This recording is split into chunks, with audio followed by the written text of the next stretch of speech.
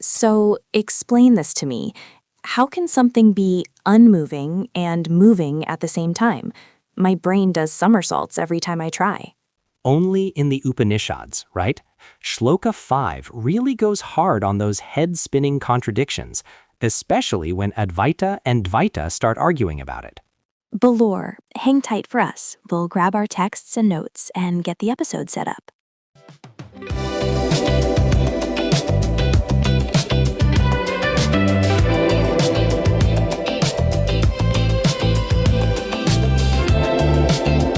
So, last time we looked at Shloka 4, we touched on this idea of the divine being unmoving yet swifter than the mind. It was our first real taste of paradox in the Isopanishad. Right, that idea that it can't be caught because it's already there. That one definitely stretched my brain. Well, get ready, because Shloka 5 takes that concept and just doubles down. It's a fire hose of paradox. And today, our goal is to understand why. Okay, so not just what the paradox is, but the purpose behind it. Exactly, because how you interpret these contradictions leads to two vastly different spiritual paths. By the end of this, you'll see how one verse can launch two whole schools of philosophy, Advaita and Dvaita, and what that means for a seeker trying to walk the path. Let's start with the verse itself. It goes, Tad ejati, tad nai ejati, tad dure, tad antike, tad antar asya sarvasya, tadu sarvasya sasya bahyata. It sounds very balanced, very symmetrical. It is, and the translation reflects that. It moves and it moves not. It is far and it is near. It is within all this and it is outside of all this. You see? Three impossible pairs. Moves and not moves, far and near, inside and outside. Yeah, my logical mind immediately flags those as, well, as contradictions. Something can't be both at the same time. And that's the genius of it. The Upanishadic rishis, the sages, they aren't being sloppy with their language. This isn't just pretty poetry. They are using language to intentionally break the tool we rely on most, our rational mind, to point to something that tool can't grasp.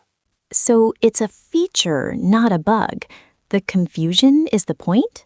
Precisely. Think of it like this.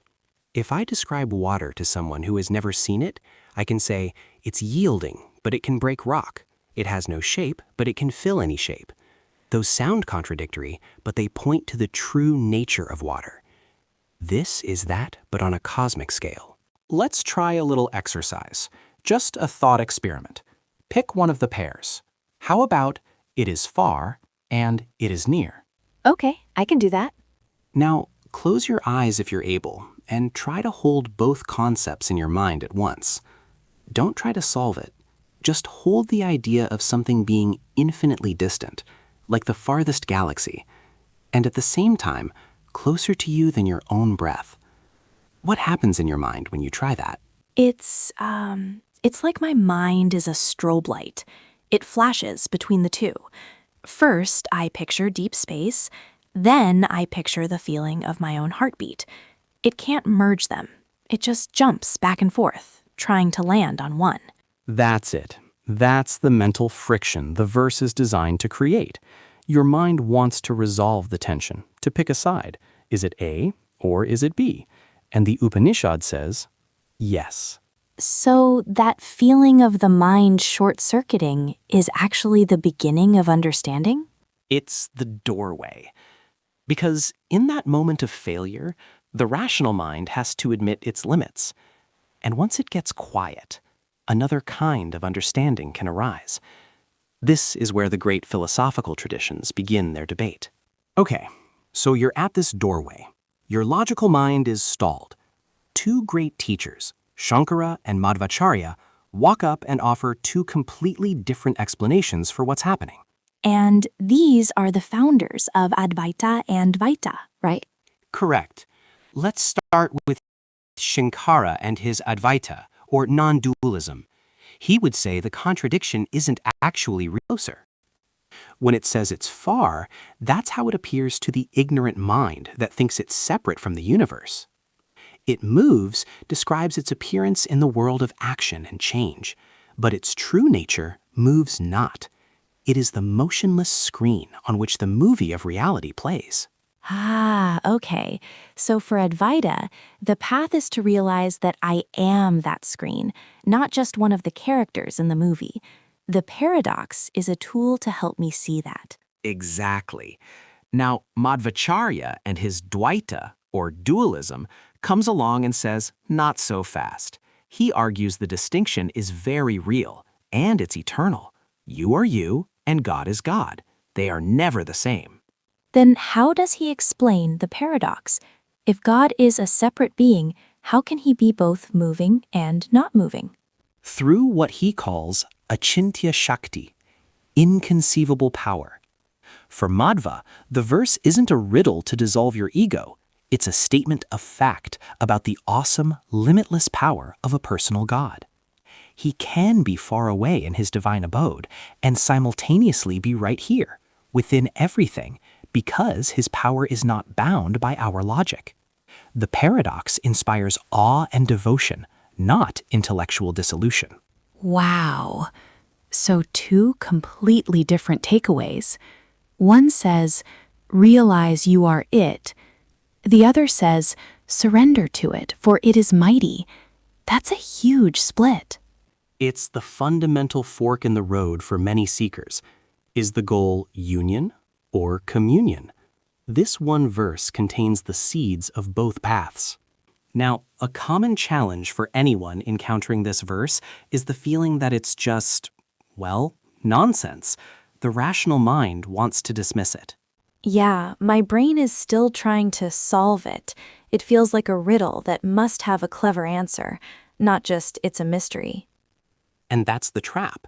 The solution is to reframe the purpose. It's not a question demanding a verbal answer. It's a contemplative tool. The words are a finger pointing at the moon. The Advaitin would say, don't get obsessed with the finger. Look at the moon. The language is meant to be transcended, not analyzed to death. Okay, that helps. But then the other obvious question comes up. Which path is right? Is it Advaita or Dvaita? That's probably the biggest question in all of Vedanta philosophy. The answer is, they are different paths for different temperaments. The Dvaita path of devotion, or Bhakti Yoga, resonates with those who feel a deep personal connection to the divine. The love between devotee and God is the whole point. And Advaita.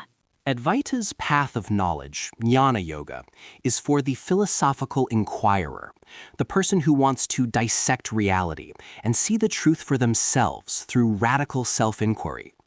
The verse doesn't pick a side. It simply presents a reality so profound that it can give birth to both interpretations. The right path is the one that actually helps the seeker progress. So let's bring this all together. Shloka 5 presents us with a series of powerful paradoxes: moving, motionless, near, far, within, without. And it does this to show us the limits of our own minds. Exactly. From that point of intellectual surrender, two major paths emerge.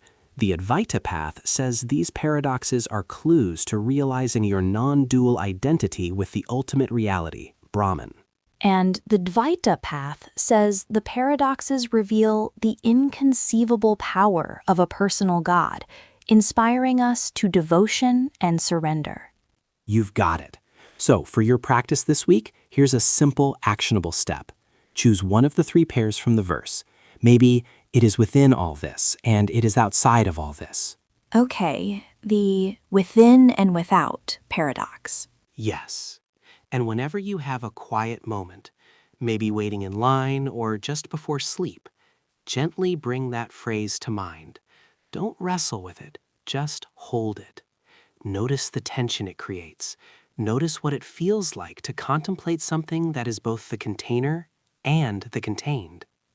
That's it. That's the practice. Let the verse do its work on you.